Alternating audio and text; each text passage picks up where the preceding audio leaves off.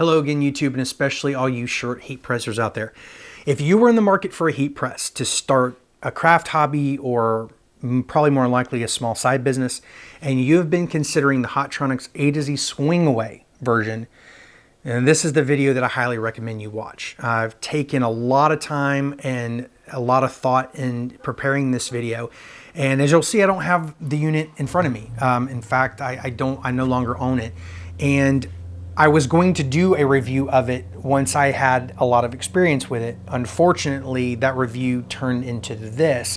My experience with the A to Z extended almost 10 months. And I'm going to give you a little bit of background of where I came from in making this purchase and then what I experienced. The principle was, if the business did not succeed, I wanted it to fail because of me. I wanted it to fail because my designs weren't good enough, or I didn't pick the right apparel, or I didn't do ads the right way, or something like that. I wanted the blame for failure to be on me. I never want to be able to point my finger at another entity and say, well, my thing didn't succeed because that situation, that device, that whatever. So part of the reason I waited so long to make this video was because I was so frustrated, because this experience that I'm going to lay out happened at a time where I was also trying to discover how my brand was going to work, what my designs were going to look like, how I was going to set things up. And I felt like my experience with the A to Z prevented me from even being able to see what that could look like. Not the designs themselves, but what do the goof proofs look like? How do they wash? How do they compare to the hot split retro? Should I be using vinyl? How can I do this, that, and the other? Do I like the design? How does it hold up? Is this something that I would wear? Do I feel good about selling this? Those are all things that I was going to discover once I had a design concept down and I had apparel that I liked and I was pressing products that I knew were taking care of themselves. So at the end of the day, I wanted to look back and say, hey, everything that I've done from a material standpoint is working. So let's launch this brand. Let's see what works and what doesn't. Let's try as advertising or however that's going to work. But I never could get to that point because I kept running into problems with the A to Z. Now, I want to start by saying this. I'm still a Hotronix customer. I still work with stalls. In fact, I'm using a very expensive Fusion IQ heat press now, but that's not where I wanted to start. I wanted to start my business more simplistically. I didn't want to go investing $10,000 into something that in the end could have just as easily been started for $2,000. I wanted to work my way up. If the brand took off, if I was getting more volume, if I needed the versatility of what some of the other equipment that stalls offered provided, I would make that jump when I was ready for it, when the business even started to pay for itself. But I had to do things out of order. And I explained a little bit of that in the Fusion IQ video, the review. And if you're interested in that, here's a link for it here. But right now, I want to talk to you about specifically what happened with my A to Z, why I made the transition, and why, at the end of the day, I can't recommend anyone getting it.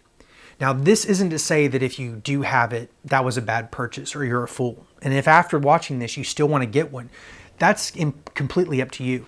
The focus and the purpose of this video is to share honest experience from my investment, the issues I ran into, what stalls did to rectify those issues, and where I'm at today. So this began about last Christmas, so almost a year ago. I finally decided I was going to take the jump and start this brand, and I wanted to get, a product that was going to help me do that. And I watched a lot of videos that stalls put out on if you're starting up a small business or if you want to make side money and things like this, the A to Z is a great way to do it. I watched every video I could find, every review I could find at the time, which there wasn't a ton of. And I ultimately decided, what, this is what I'm going to do. It came in, I was excited. It was very, very heavy, sturdy. It felt well built. It felt like, hey, I've made an investment that's going to last and this is going to do what I needed to do. When I started working with it, though, I was experiencing issues with bonding. And to be fair, I thought this has got to be user error. Like I've done some vinyls in the past. I've seen other people do vinyl, but I'd never used a heat press. Maybe my pressure's not right or my timing's off or something like that. Since the system is very much a twist and guess on the pressure. And I was like, maybe I'm under dialing it. Maybe I'm over dialing it. And at the time it was kind of frustrating because I was trying to do a comparison between the hot split retro that Hotronix or Transfer Express offers and the goof proof. And I was having issues. The hot split flat out would not bond in its entirety to the fabric. And these were the samples that I got from Transfer Express when I bought the A to Z. These were the ones that they give you to test their products. So I was like, if any of them are going to work, it's going to be these.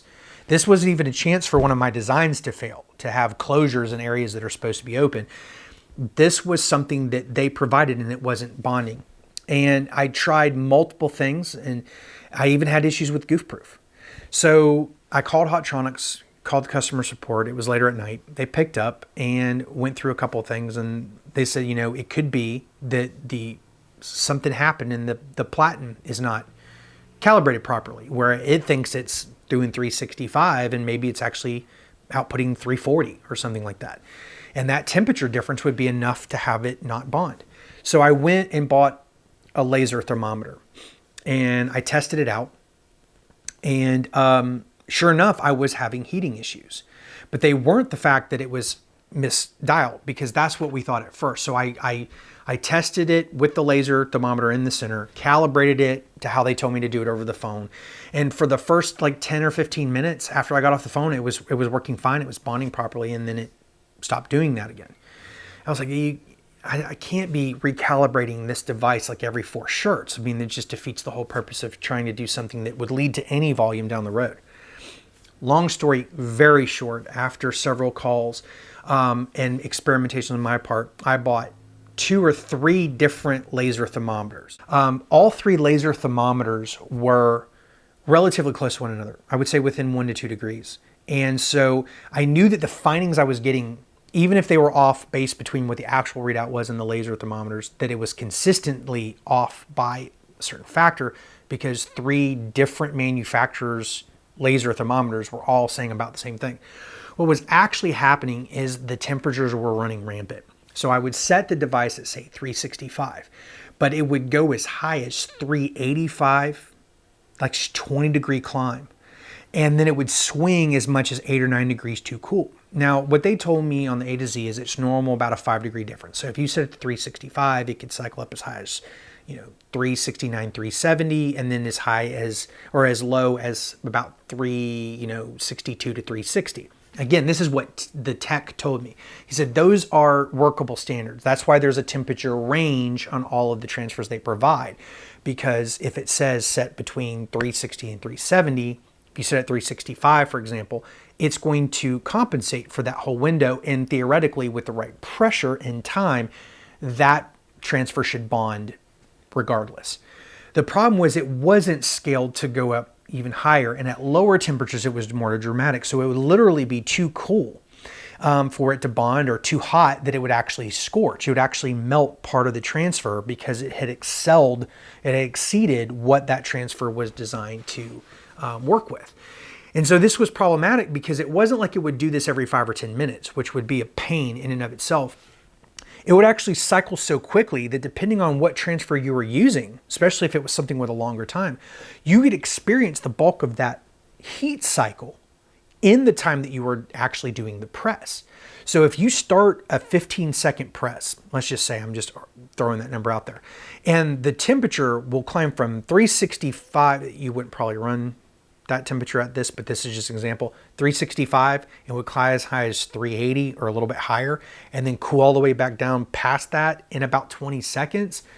There's not enough consistency in that temperature to have the transfers work properly. That's why only 1 in about 10 was bonding.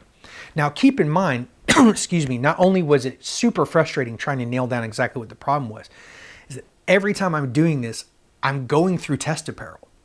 I bought a lot of shirts that I was trying to find out what brand I liked and what I was going to use for my line. And I narrowed it down to a couple, and I had looked at different colors to decide what I was going to use. So I had some shirts to spare, but those shirts I really wanted to use to practice doing actual transfer placement. where was I going to line them, how to look at them, how to arrange the shirt. They were all things that were going to be new to me. So I didn't have just a ton of shirts that I could just throw away using these test prints, because they were also the things I was going to use to try to get better at my craft. And keep in mind, this isn't like test, do a press and then toss the shirt. I would press the top part and then save it. I would move the shirt up and press something on the lower part, flip it over, try a sleeve, do the back. So I had shirts that had like random samples all over them, and front and back, and then wound up throwing them away. And I wound up going through probably 85% of the test packet, and like 35 or 40% of all the inventory I had purchased at that time. And keep in mind, this is 2 or 3 shirts in different sizes from different vendors. And I tried like 15 or 20 different vendors out there. And I was just going through them like crazy. And so it was super frustrating. I'm telling the tech, I was like, look, we got to figure out what's wrong with this. But at the same time, I'm using all my samples, which I wanted to use for other purposes, to like try to get an idea of what the sample was supposed to do. And I'm burning through my inventory. So the longer this goes unresolved, the more money and time it's costing me. And so we went back and forth, and after about a week, it was determined that probably the computer was off, because they didn't think it would be the probe and the platen itself. And the computer on the A to Z is on this metal Z arm on the side, and there's this little green kind of top on the box. Now I went through the top with text. We pulled it out. We checked the ohms. I borrowed a reader from my friend who's an electrician and did ohm readouts. Again, these may not be things that everybody has laying around, but I did everything I could to try to eliminate what it was. We spread wires out, and we did everything we could. And they said, we're going to send you a new computer. That will fix the problem. More than likely, don't worry about it. We'll guide you through. So sure enough, a couple days later, they did it very quickly. I got the new computer. They ran through how to install it, ratchet off the old one, put the new one in, reconnect the probe, which I had done a couple times previously. So I was kind of pro at that point. Tested it. Calibrated it, and it seemed to do fine. And then within a couple of days, it started doing something very similar. The temperatures would go way up, and they would come way down. And I was sending videos and photos to Stahl showing the temperature. And not only would the readout, this is the crazy thing, not only was the readout on the laser off, the computer itself was telling me it's running this high. So I would set it at 365, and the computer readout would show like 379, 380, which is way out of the recommended or the acceptable range. And then at 379, I would actually read it, and the laser would read like 384. So the actual output was 4 degrees higher than it was saying it was already traveling. So it was way out. So we went back and forth a couple times. I wound up talking with, I guess, the head tech there. And I showed him what was going on. I took videos, showed him calibrating and everything. And sure enough, they're like, yeah, the computer's also not doing what it's supposed to do. The probe and the platen must be bad, and there's no way to fix that remotely. So they sent a call tag. I boxed it back up. Luckily, I kept the box that I had and sent it back. I got a second A to Z. Now keep in mind, this testing, because I wasn't doing this every single day right out of the boat, this is off and on. This is about a month and a half in, 2 months or so. And then I get the new one in, and we go through several things with that, getting it set up, making sure it's calibrated and everything. And so I feel like, okay, I finally got an A to Z that's going to work. This is what I've been waiting for. Let's do this. Let's see what happens. And there was some things that came up with my regular job and some travel and stuff. So for a couple weeks, I didn't use it at all. And then like a month or two later, I started pressing some of test designs and some actual designs. And it seemed to be working fine. I didn't seem to have too many problems with it. I would say after doing about 40 or 50 shirts though, the swing away arm, the joint where it rotates, started wobbling on its axis. Now keep in mind, these are very well built.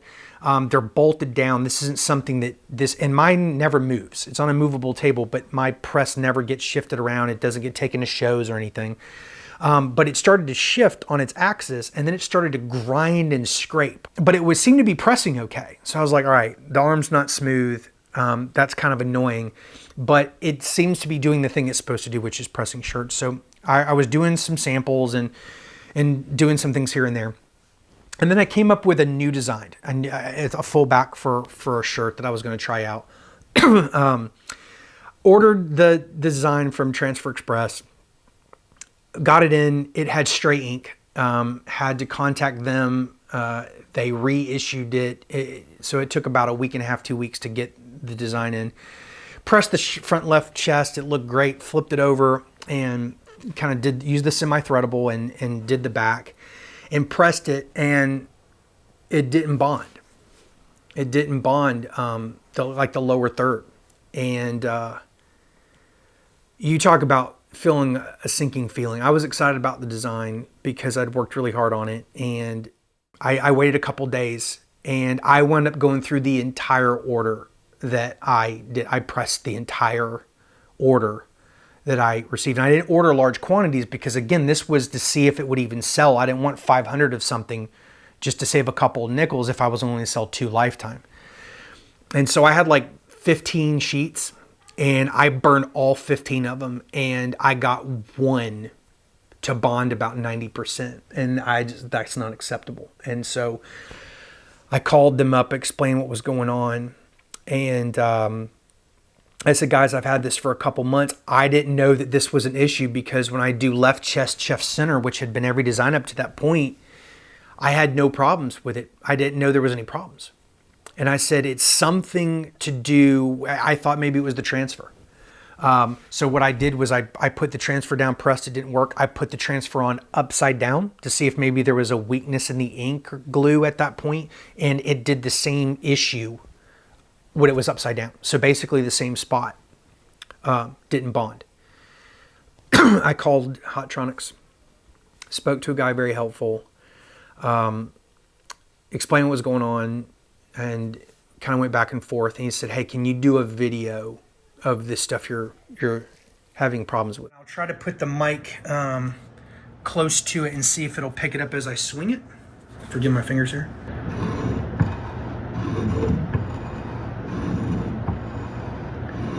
So it's a little bit, and sometimes there'll be a like it's not smooth, like it's wobbling along that axis.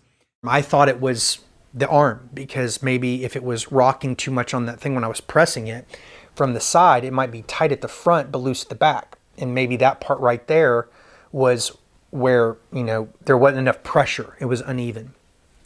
You know, I'm just trying to come up with what I can do based on logic and my experience with, you know, mechanical things, and back and forth a couple days. Turns out, you know, they said, you know, it's actually not the pressure thing, it's the heating element. I said, it seems to be consistent. I said, I'm using the laser thing. You know, I test it before I start every series of doing this. I said, no, the only thing that would do that would be inconsistent heat. And he said, we did have an issue. I guess they knew certain serial numbers where they, the heating element on the part of it, depending on how it got put in, the top part would get hotter than the bottom part. So the top part might bond properly, but the bottom part wouldn't, or vice versa. And I said, well, that's exactly what I'm experiencing. I said, in addition to the arm and all this stuff. In the process of this, something that was weird, and I thought about not mentioning it, but I had a tech tell me this. Said that, yeah, the A to Z really isn't designed for doing business. It's more of a craft press, not for doing like higher volume. I said, up to this point, bro, high volume to me has been like 20 shirts. I said, and that's because they're not working. You know, not because I have 20 orders, but because, excuse me, all of them are having bonding issues. He said, yeah, it's not really, you know, designed for that. I said, well, somebody needs to talk to your marketing department then, because you got videos galore on YouTube that are marketing this as a great way to start a business.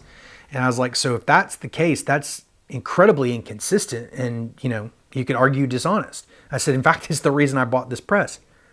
So I get on the phone and he's like, yeah, we're going to replace the unit. I said, look, man, I said, over the last 10 months, I said, this is 2 of these, and I've tried a computer. I could be a service tech on them now. I've taken them apart so many times with y'all on the phone. And I said, I don't have any faith in this line, man. He said, look, I understand. I respect that. Your experience has obviously demonstrated why you would feel that way. He said, I am going to be honest with you. These are good presses.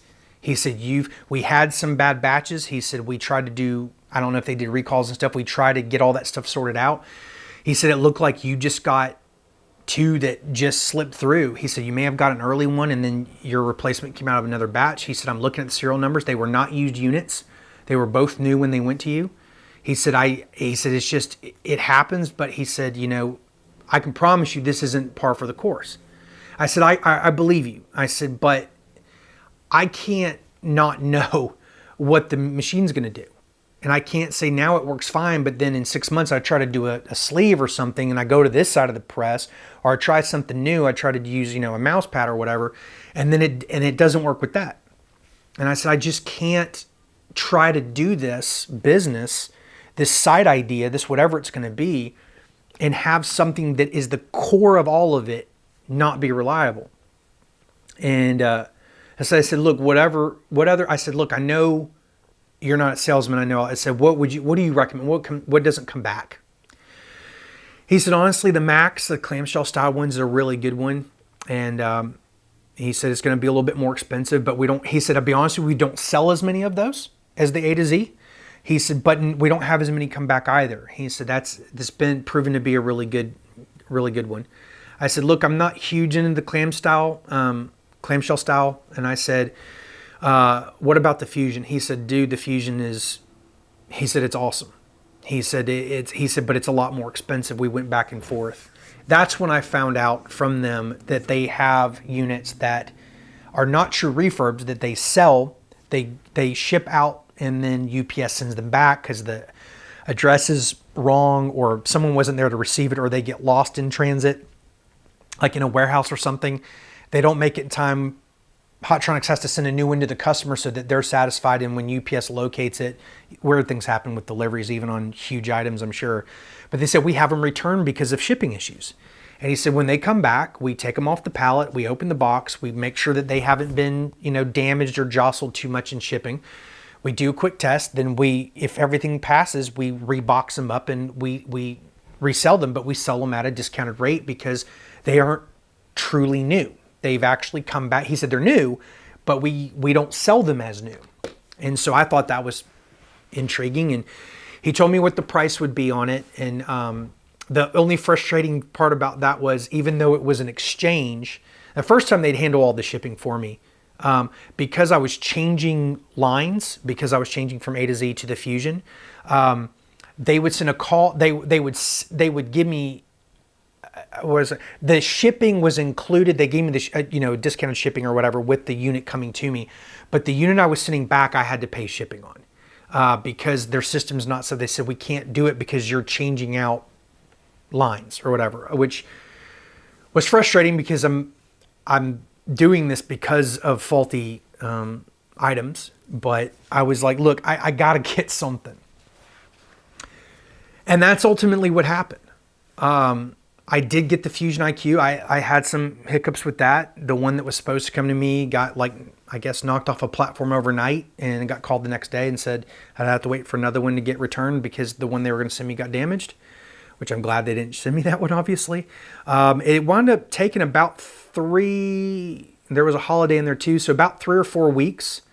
But after getting the Fusion, I've had no issues really with any of the transfers bonding. This is what happened to me. This is what I experienced. And I'm saying this not to persuade you not to buy it. It's to take my 2 cents along with other videos that you should review out there and what other people experienced and decide at the end of the day, is it worth the potential heartache and problems to go through, or should you consider something else, a different brand, a different line? I can only speak to the A to Z, and I can only speak to the Fusion IQ. I did not try any of the other ones. So that's my experience. And what I'm going to do now is I'm going to offer you pros and cons to the A to Z from my experience, because it wasn't complete crap. And what are some things that you can consider, assuming that your unit's going to work just fine. Some of those, it's sturdy. You know, it's a heavy duty, it's well over 100 pounds. It's built out like a cast iron tub. It's well built, which is why, excuse me, I was really surprised about some of the execution issues I had, because it didn't feel like something cheap off Amazon. It felt like I did something intentional. This was designed for this purpose. So it was sturdy. 15 by 15 platen size. Well built too, generous platen size, good cushion. locked into place really well. I did have an issue with the platen cover I got from Hotronix being almost impossible to get over it. I think that one was just sewn too tight. Kind of came with a tear in it too. But getting that on was murder. In fact, when I got the second A to Z, I switched the lower platens because I didn't want to take that off and put it back on. That's how much of a pain it was to do. The 16x20 I have on my Fusion IQ had no problems to get that on. So, but the 15x15 is a great platen size, and it's heavy duty. So it should, you know, stand up to a lot of use out of it. So well built there, very easy to operate. I mean, it's just time and temperature, and then you kind of have to guess on the pressure, which is something I'll get to in a minute. And I think it should be able to be used for a small business, despite what the tech may have told me. It feels like it's certainly capable of doing a lot more than some of the cheaper heat presses out there. So I think it's a good value if it works. The bottom's semi-threadable, so you can pull the shirt over. It's gonna, the bottom part of the fabric, whatever part of the fabric you're pushing over the bottom of the platen, is going to get stuck at the arm in the middle. It's not going to be a full travel, but it is semi-threadable. So if that's something you're looking forward to, it is there. And the computer is changeable on it, which you would hope you never have to do that. But if you have to service the brains of it, you don't have to box up and send that incredibly heavy thing back to UPS. In my case, no one was here to do a pickup during the day. I had to take that heavy thing down the stairs, put it in the back of luckily I have a small SUV, and take it to UPS and then take it inside. And that box is like 120 to 150, 60 pounds, something like that. So if you do have an issue and it is computer based and you're, you know, capable of using a few tools to kind of get through phone tech support, you can change that part out yourself and send the bad unit back. Like on the Fusion IQ, it's built in. I don't see that happening. So those are some pros. Some cons are, well, it's heavy. That's certainly not, I mean, moving it around is a pain, and getting out of the box is a pain. You really kind of need someone else there to do it without hurting yourself. The bottom is only semi-threadable. So if you want fully threadable, that's not going to do it. But at that price point, you know, that's something fairly reasonable to consider. Very bare bones settings though. You get time and temperature. That's all. Pressure is a twist and guess. So that's what I mean is you're going to, you kind of have to crank it all the way down as tight as it'll go and feel it and go, all right, that's absolutely maximum pressure. So if they say medium pressure, how many twists am I going to dial off? Another thing about that knob is I put a white paint line on it because I was like, okay, if I'm always using goof proof, that line faces me, then my pressure should always be on point. A lot of people do this. You see videos on YouTube about it. And I thought it was a great idea. But at least with the second unit, after opening and closing that lid several times, I would notice that white mark would start to swing in the direction little by little. As I would start to open and close it, it would start to transition in that. So after doing like 25 or 30 shirts, you're almost half a rotation. Again, at least in my sample, half a rotation looser on the pressure than when you started. So just because you dial that knob doesn't mean it's going to stay. So that's definitely a con, is that you want to have, every once in a while, you're going to need to test that pressure. Because if you're just traveling through shirts, if you're doing high volume, little by little, that pressure may ease up to a point where it's not where you want it to be. And so I definitely experienced that. And had I not put the white line on there, I would never have noticed the travel. When I pull it back around, that white line didn't come all the way back around to where it started. So that's something to consider. The swing away arm isn't going to be for everyone. If you want the clamshell style or the pull out, that's obviously not the model look for you to look at for your work. But the swing away is not necessarily a con, but something to consider if you're going to have enough room to swing that up and out of the way.